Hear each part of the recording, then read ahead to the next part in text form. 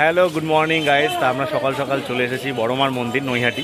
তা আজকে আসার কথা ছিল, কালকে তোমাদেরকে বলেছিলাম যে আজকে আমরা নৈহাটিতে বড়মার মন্দিরে আসবো। তো সকাল সকাল চলে এসেছি অলরেডি। এখন তো সকাল মানে অনেকটাই বেলা হয়ে গেছে আস্তে আস্তে, কারণ আমরা কৃষ্ণনগর থেকে নৈহাটি আসতে যেটুকু টাইম লাগে। তা আমরা তো অলরেডি আমাদের ডালা কেনা হয়ে গেছে। এবার আমরা মন্দিরে যাব। মন্দিরে যাওয়ার পর, মন্দিরে পুজো দেওয়ার পর আমরা যাবো গঙ্গার পাড়। চলো দেখতে থাকো, সঙ্গে থাকো।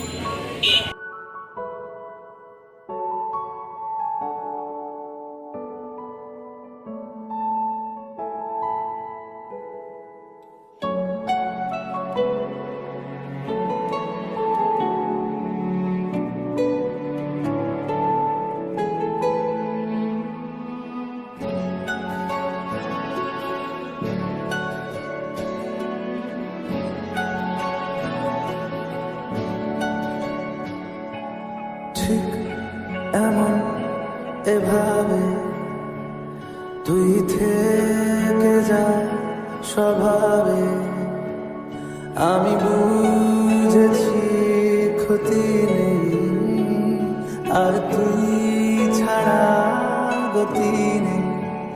ছুঁয়ে দেয়া ফুটে যাবে, ভিজে যাবে গা, কথা দেওয়া গেলে যাবি চোখের বাইরে না। ছুঁয়ে দেয়া ফুটে যাবে, ভিজে যাবে গা, কথা দেওয়া গেলে যাবি চোখের বাইরে না।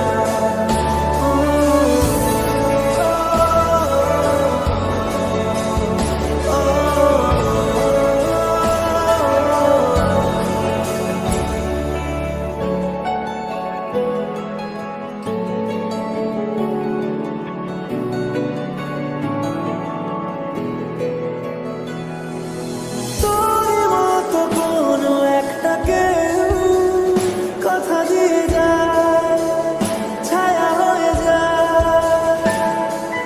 তোর মতো কোনো একটা ঢেউ ভাসিয়ে আমায় দূরে নিয়ে যায়।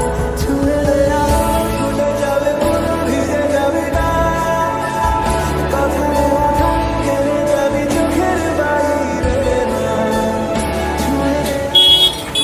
আমাদের পুজো দেওয়া অলরেডি কমপ্লিট হয়ে গেছে। এবার আমরা হাঁটছি গঙ্গার পাড়ের দিকে একটু যাচ্ছি, কারণ এত ভিড় আজকে, এত বড় একটা লাইনের মধ্যে। তাও অনেক তাড়াতাড়ি হয়েছে, তাই না? অনেকক্ষণ দাঁড়িয়েও, মানে অনেকক্ষণ দাঁড়িয়ে থাকতে আমাদের হয়নি। তা শেষ পর্যন্ত পুজোটা না, অঞ্জলি আজকে মনে হয় হচ্ছে না, ভেতরে বললো যেটা। তা যাই হোক, আমরা পুজোটা দেওয়া কমপ্লিট হয়ে গেছে আমাদের খুব ভালো লেগেছে এখানে এসে। মন্দিরের ভেতরে ক্যামেরা অ্যালাউ নেই, অবভিয়াসলি ফোন অ্যালাউ নেই, ব্লগার অ্যালাউ। হ্যাঁ, আমিও ভেবেছিলাম অনেক দেরি হবে, অনেক লেট হয়ে যাবে। যাই হোক, কমপ্লিট হয়ে গেছে আমাদের। এবার আমরা যাবো গঙ্গার পাড়ের দিকে, তারপরে কিছু খাওয়া দাওয়া করে কিছু ছবি টবি কেনার আছে ফ্যামিলির জন্য। তারপর আমরা এখান থেকে রওনা দেবো, কৃষ্ণনগর চলে যাবো। চলো টাটা, আবার পরে আসছি। এরপর আমরা পুজো দেওয়ার পর চলে গেছিলাম নৈহাটির গঙ্গার পাড়ে। আমরা ধীরে ধীরে হেঁটে হেঁটে গঙ্গার পাড় যাচ্ছিলাম। বিকেলে আমার তুই ডাক না দিলে থাকবো আমি চুপ, দিনেতে আমার, দুপুরে আমার। ঠিক এমন এভাবে তুই থেকে যা স্বভাবে, আমি বুঝেছি ক্ষতি নেই, আর তুই ছাড়া গতি নেই। ছুঁয়ে দেয়া ফুলে যাবে, ভিজে যাবে গা, কথায় কথা গেলে যাবি চোখের বাইরে না।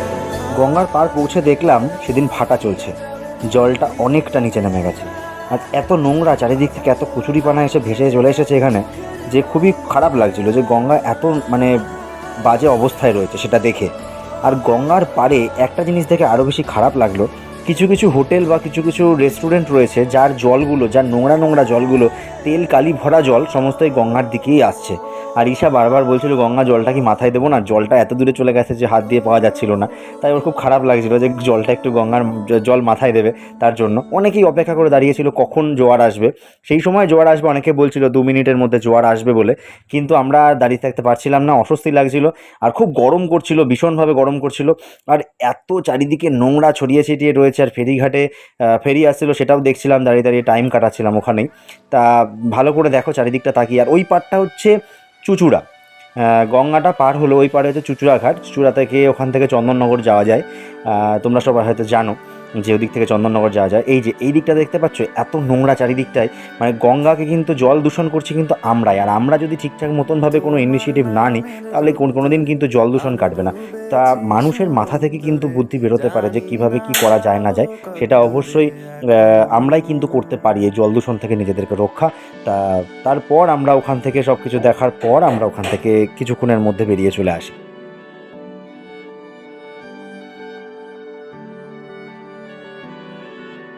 তোমার নামের রোদ্দুরে আমি ডুবেছি সমুদ্রে। হঠাৎ করে রাস্তায় যেতে যেতে কুলের আচার দেখতে পেয়েছি আমরা। শুধু কুল নয়, অনেক রকম আচার আছে। হঠাৎ করে খেতে ইচ্ছা করে গেল, একটা কুলের আচার কেনা হয়েছে। তুমি কুলের আচার খেতে ভালোবাসো? খুব গরম গাইজ, খুব গরম, ভীষণ কষ্ট হচ্ছে এখানে এসে।